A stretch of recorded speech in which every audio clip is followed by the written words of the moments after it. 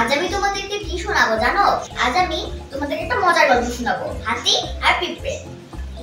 এই গল্পটা থেকে আমরা শিখবো ছোট হলেও কাউকে হেয় করা উচিত না। ছোটরাও অনেক বড় কাজ করতে পারে। তো চলো শুরু করি।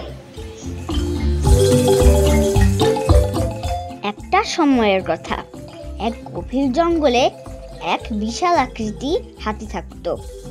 সে ছিল খুব অহংকারী।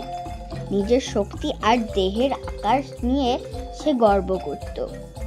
জঙ্গলের ছোট ছোট প্রাণীদের সে তুচ্ছ তাচ্ছিল্য করত, সুযোগ পেলেই কষ্ট দিত। একদিন হাতি জঙ্গলে ঘুরে বেড়াতে লাগলো। সে হঠাৎ দেখতে পেল একটা টিয়া গাছের ডালে বসে আছে। সে টিয়াকে বলল, এই যে টিয়া, দেখতে পাচ্ছিস না কে এসেছে? আমি হলাম এই জঙ্গলে শক্তিশালী জন্তু। আমাকে মাথা তুলে কুর্নিশ কর। টিয়া তখন বলল, আমি তোমাকে কুর্নিশ আমি কেন করব? হাতি তখন রেগে গিয়ে বলল, কুর্নিশ করবি না? দাঁড়া, এক্ষুনি তোকে দেখাচ্ছি আমি কি করতে পারি। এই বলে হাতি গাছটাকে উপরে ফেলে জোরে জোরে ঝাঁকাতে লাগলো, যাতে টিয়া গাছের ডালে বসতে না পারে। তখন টিয়া ওখান থেকে উড়ে গেল,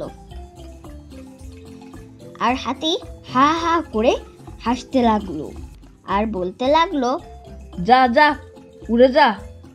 এখন বুঝলি তো আমি কি কি করতে পারি? আমার সামনে তোরা কেউ কিছু না। হাতি আবার এগিয়ে চলল। প্রতিদিনের মতো আজও সে নদীতে জল খেতে গেল। নদীর ধারে একটা পিঁপড়ের টিপিতে একটা পিঁপড়ে থাকতো। ও রোজ খাবার আনতে গেলে হাতিটা ঝামেলা করতো। আজও হাতি একই কাণ্ড করলো। হাতি নদীতে জল খাচ্ছিল, আর এই সময় সে পিঁপড়েকে দেখতে পেল। তখন হাতি পিঁপড়েকে বলল, এই যে পিঁপড়ে, খাবার নিয়ে কোথায় যাওয়া হচ্ছে? পিঁপড়ে বলল, আমি নিজের গর্তে খাবার রাখতে যাচ্ছি। বর্ষাকাল আসছে তো, তার আগেই আমাকে খাবার জোগাড় করতে হবে।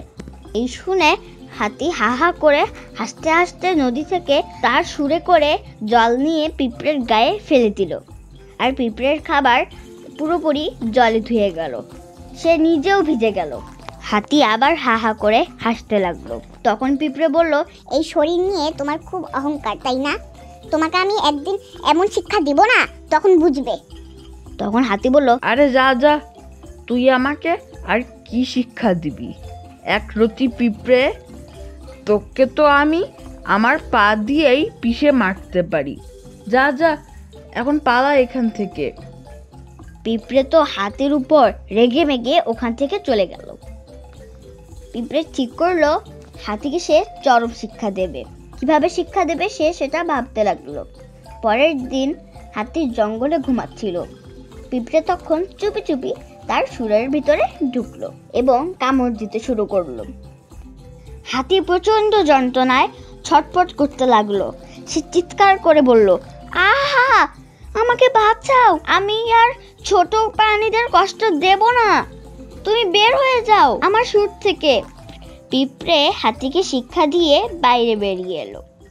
হাতি লজ্জিত হয়ে বুঝলো, ছোট বলে কাউকে অবহেলা করা উচিত নয়। প্রত্যেকেরই শক্তি আছে, সময় মতো তা প্রকাশ পায়।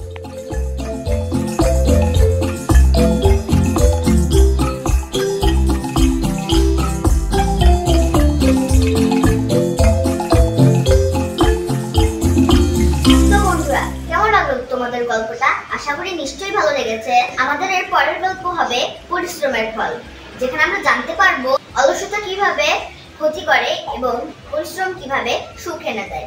ততক্ষণে আমার চ্যানেল প্লে উইথ আরশিয়াকে সাবস্ক্রাইব করতে ভুলো না কিন্তু। বাই।